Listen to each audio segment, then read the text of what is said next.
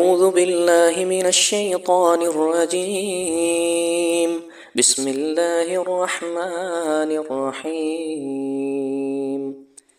الحمد لله الذي أنزل على عبده الكتاب ولم يجعل له عوجا قيما لينذر بأسا شديدا من لدنه ويبشر المؤمنين الذين يعملون الصالحات أن لهم أجرا حسنا ماكثين فيه أبدا وينذر الذين قالوا اتخذ الله ولدا ما لهم به من علم ولا لآبائهم كبرت كلمة تخرج من أفواههم إن يقولون إلا كذبا فلعلك باخع نفسك على آثارهم إن لم يؤمنوا بهذا الحديث أسفا إنا جعلنا ما على الأرض زينة لها لنبلوهم أيهم أحسن عملا وإنا لجاعلون ما عليها صعيدا جرزا أم حسبت أن أصحاب الكهف والرقيم كانوا من آياتنا عجبا إذ أوى الفتية إلى الكهف فقالوا ربنا آتنا من لدنك رحمة وهيئ لنا من أمرنا رشدا فضربنا على آذانهم في الكهف سنين عددا ثم بعثناهم لنعلم أي الحزبين أحصى لما لبثوا أمدا نحن نقص عليك نبأهم بالحق إنهم فتية آمنوا بربهم وزدناهم هدى وربطنا على قلوبهم إذ قاموا فقالوا ربنا رب السماوات والأرض لن ندعو من دونه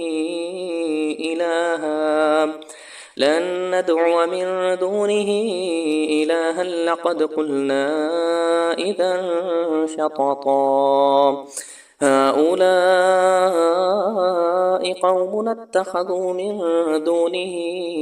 آلهة لولا يأتون عليهم بسلطان بين فمن أظلم ممن افترى على الله كذبا وإذ اعتزلتموهم وما يعبدون إلا الله فأووا إلى الكهف ينشر لكم ربكم من رحمته ويهيئ لكم من أمركم مرفقا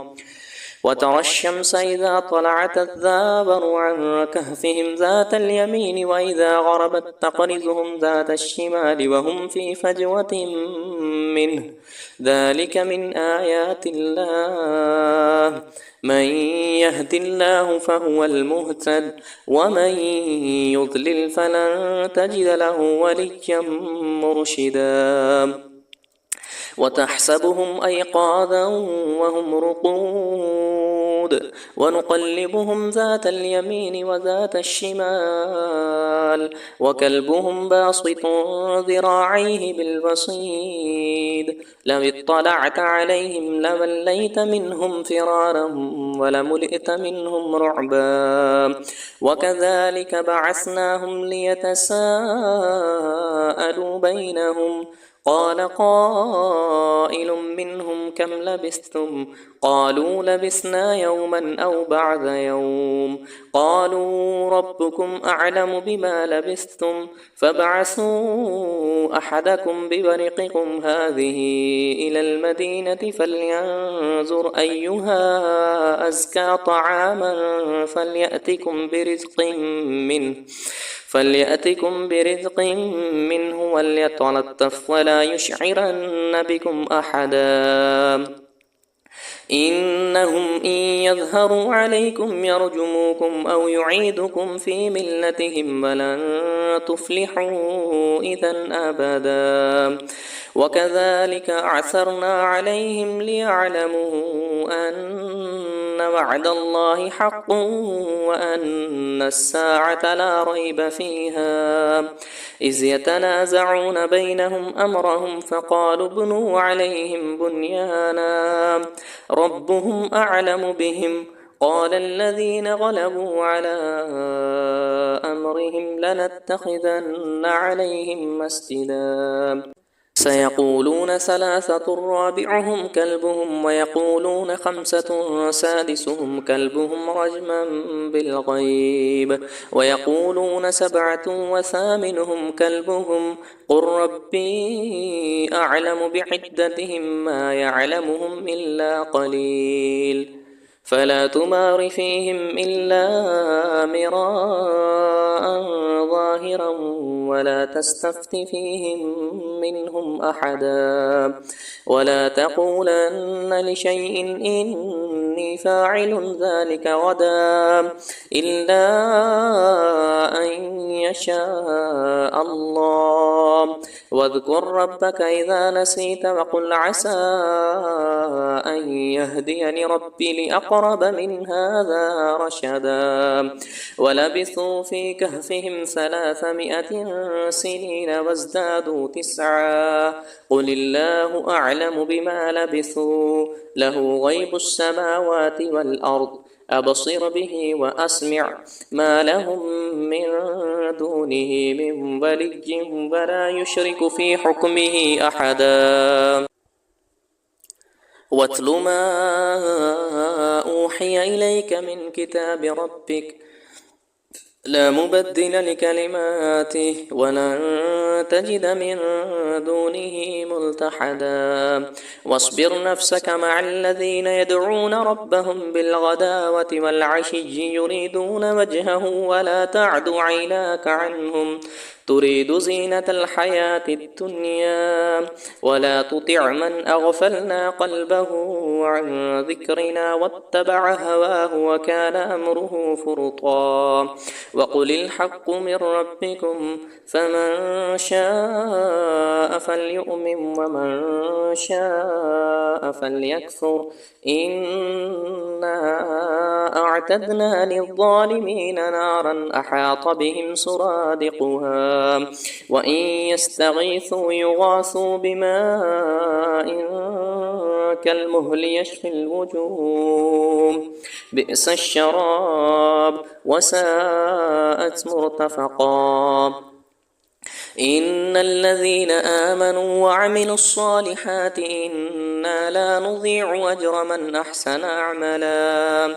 أولئك لهم جنات عدن تجري من تحتهم الأنهار يحلون فيها من أساور من ذهب ويلبسون ثيابا خضرا من سندس واستبرق متكئين فيها على الأرائك نعم الثواب وحسنت مرتفقا واضرب لهم مثل الرجلين جعلنا لأحدهما جنتين من أعناب وحففناهما بنخل وجعلنا بينهما زرعا كلتا الجنتين آتت أكلها ولم تظلم منه شيئا وفجرنا خلالهما نهرا وكان له ثمر فقال لصاحبه وهو يحاوره أنا أكثر منك مالا وأعز نفرا ودخل جنته وهو ظالم لنفسه قال ما أظن أن تبيد هذه أبدا وما أظن الساعة قائمة ولئن رددت إلى ربي لأجدن خيرا منها منقلبا قال له صاحبه وهو يحاوره أكفرت بالذي خلقك من تراب ثم من نطفة ثم سواك رجلا لكن هو الله ربي ولا أشرك بربي أحدا ولولا إذ دخلت جنتك قلت ما شاء الله لا قوة إلا بالله إن ترني أنا أقل منك مالا وولدا فعسى ربي أن يؤتيني خيرا من جنتك ويرسل عليها حسبانا من السماء فتصبح صعيدا زلقا أو يصبح ماؤها غورا فلن تستطيع له طلبا وأحيط بثمره فأصبح يقلب كفيه على ما أنفق فيها وهي خاوية على عروشها ويقول يا ليتني لم أشرك بربي أحدا ولم تكن له فئة ينصرونه من دون الله وما كان منتصرا هنالك الولاية لله الحق هو خير ثوابا وخير عقبا واضرب لهم مثل الحياة الدنيا كماء إن أنزلناه من السماء فاختلط به نبات الأرض فأصبح حشيما تذروه الرياح وكان الله على كل شيء مقتدرا المال والبنون زينة الحياة الدنيا والباقيات الصالحات خير عند ربك ثوابا وخير أملا ويوم نصير الجبال وترى الأرض باردة وحشرناهم فلم نغادر منهم أحدا وعرضوا على ربك صفا لقد جئتمونا كما خلقناكم أول مرة بل زعمتم أن لن نجعل لكم موعدا ووضع الكتاب فترى المجرمين مشفقين مما فيه ويقولون يا ويلتنا ما لهذا الكتاب لا يغادر صغيرة ولا كبيرة إلا أحصاها ووجدوا ما عملوا حاضرا ولا يظلم ربك أحدا وإذ قلنا للملائكة اسجدوا لآدم فسجدوا إلا إبليس كان من الجن ففسق عن أمر ربه أفتتخذونه وذريته أولياء من دوني وهم لكم عدو بئس للظالمين بدلا ما أشهدتهم خلق السماوات والأرض ولا خلق أنفسهم وما كنت متخذ المضلين عضدا ويوم يقول نادوا شركائي الذين زعمتم فدعوهم فلم يستجيبوا لهم وجعلنا بينهم موبقا ورأى المجرمون النار فظنوا أنهم مواقعها ولم يجدوا عنها مصرفا ولقد صرفنا في هذا القرآن للناس من كل مثل وكان الإنسان أكثر شيء جدلا وما منع الناس أن يؤمنوا إذ جاءهم الهدى ويستغفروا ربهم إلا أن تأتيهم سنة الأولين أو يأتيهم العذاب قبلا وما نرسل المرسلين إلا مبشرين ومنذرين ويجادل الذين كفروا بالباطل ليدحضوا به الحق واتخذوا آياتي وما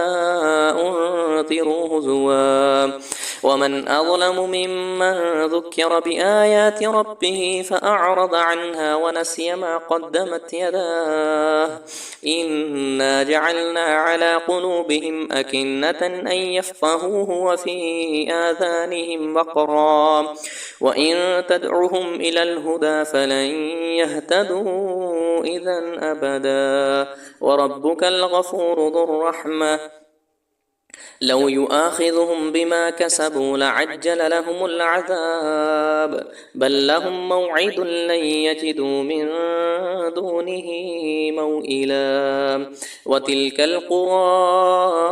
أهلكناهم لما ظلموا وجعلنا لمهلكهم موعدا وإذ قال موسى لفتاه لا أبرح حتى أبلغ مجمع البحرين أو أمضي حقبا فلما بلغ مجمع بينهما نسي حوتهما فاتخذ سبيله في البحر سربا فلما جاوزا قال لفتاه آتنا غداءنا لقد لقينا من سفرنا هذا نصبا قال أرأيت إذ أوينا إلى الصخرة فإني نسيت الحوت وما أنسانيه إلا الشيطان أن أذكره واتخذ سبيله في البحر عجبا قال ذلك ما كنا نبغي فارتد على آثارهما قصصا فوجدا عبدا من عبادنا آتيناه رحمة من عندنا وعلمناه من لدنا علما قال له موسى هل أتبعك على أن تعلمني مما علمت رشدا قال إنك لن تستطيع معي صبرا وكيف تصبر على ما لم تحط به خبرا قال ستجدني إن شاء الله صابرا ولا أعصي لك أمرا قال فإن اتبعتني فلا تسألني عن شيء حتى أحدث لك منه ذكرا فانطلقا حتى إذا ركبا في السفينة خرقها قال أخرقتها لتغرق أهلها لقد جئت شيئا إمرا قال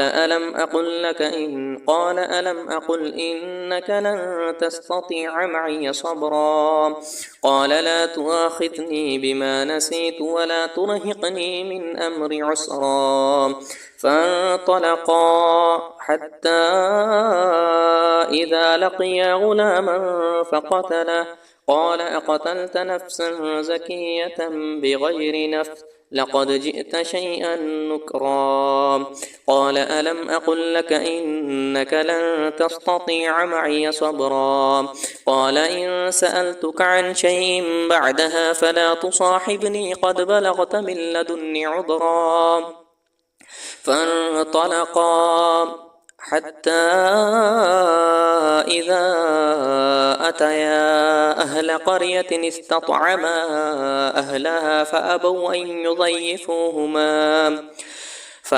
أن يضيفوهما فوجدا فيها جدارا يريد أن ينقض فأقامه قال لو شئت لاتخذت عليه أجرا قال هذا فراق بيني وبينك سأنبئك بتأويل ما لم تستطع عليه صبرا أما السفينة فكانت لمساكين يعملون في البحر فأردت أن أعيبها وكان وراءهم ملك يأخذ كل سفينة غصبا وأما الغلام فكان أبواه مؤمنين فخشينا أن يرهقهما طغيانا وكفرا فأردنا أن يبدلهما ربهما خيرا منه زكاة وأقرب رحما وأما الجدار فكان لغلامين يتيمين في المدينة وكان تحته كنز لهما وكان أبوهما صالحا فأراد ربك أن يبلغا أشدهما ويستخرجا كنزهما رحمة من ربك وما فعلته عن أمري ذلك تأويل ما لم تستطع عليه صبرا ويسألونك عن ذي القرنين قل سأتلو عليكم منه ذكرا إنا مكنا له في الأرض وآتيناه من كل شيء سببا فأتبع سببا حتى إذا بلغ مغرب الشمس وجدها تغرب في عين حمية وجد عندها قوما قلنا قلنا يا ذا القرنين إما أن تعذب وإما أن تتخذ فيهم حسنا. قال أما من ظلم فسوف نعذبه ثم يرد إلى ربه فيعذبه عذابا نكرا. وأما من آمن وعمل صالحا فله جزاء الحسنى وسنقول له من أمرنا يسرا. ثم أتبع سببا حتى إذا بلغ مطلع الشمس وجدها تطلع على قوم لم نجعل لهم من دونها سترا. كذلك وقد أحطنا بما لديه خبرا. ثم أتبع سببا حتى إذا بلغ بين السدين وجد من دونهما قوما لا يكادون يفقهون قولا. قالوا يا ذا القرنين إن يأجوج ومأجوج مفسدون في الأرض فهل نجعل لك خرجا على أن تجعل بيننا وبينهم سدا. قال ما مكني فيه ربي خير فأعينوني بقوة أجعل بينكم وبينهم ردما. آتوني زبر الحديد حتى إذا ساوى بين الصدفين قال انفخوا حتى إذا جعله نارا قال آتوني أفرغ عليه قطرا. فما استطاعوا أن يظهروه وما استطاعوا له نقبا. قال هذا رحمة من ربي فإذا جاء وعد ربي جعله دكا وكان وعد ربي حقا. وتركنا بعدهم يومئذ يموج في بعض ونفخ في الشور فجمعناهم جمعا. وعرضنا جهنم يومئذ للكافرين عرضا. الذين كانت أعينهم في غطاء عن ذكري وكانوا لا يستطيعون سمعا. أفحسب الذين كفروا أن يتخذوا عبادي من دوني أولياء إنا أعتدنا جهنم للكافرين نزلا. قل هل ننبئكم بالأخسرين أعمالا الذين ضل سعيهم في الحياة الدنيا وهم يحسبون أنهم يحسنون صنعا. أولئك الذين كفروا بآيات ربهم ولقائه فحبطت أعمالهم فلا نقيم لهم يوم القيامة وزنا. ذلك جزاؤهم جهنم بما كفروا واتخذوا آياتي ورسلي هزوا. إن الذين آمنوا وعملوا الصالحات كانت لهم جنات الفردوس نزلا خالدين فيها لا يبغون عنها حولا. قل لو كان البحر مدادا لكلمات ربي لنفد البحر قبل أن تنفد كلمات ربي ولو جئنا بمثله مددا. قل إنما أنا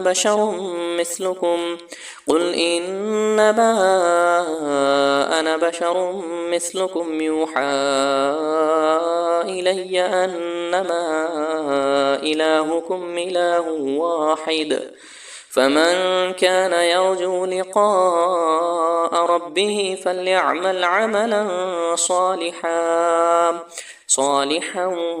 ولا يشرك بعبادة ربه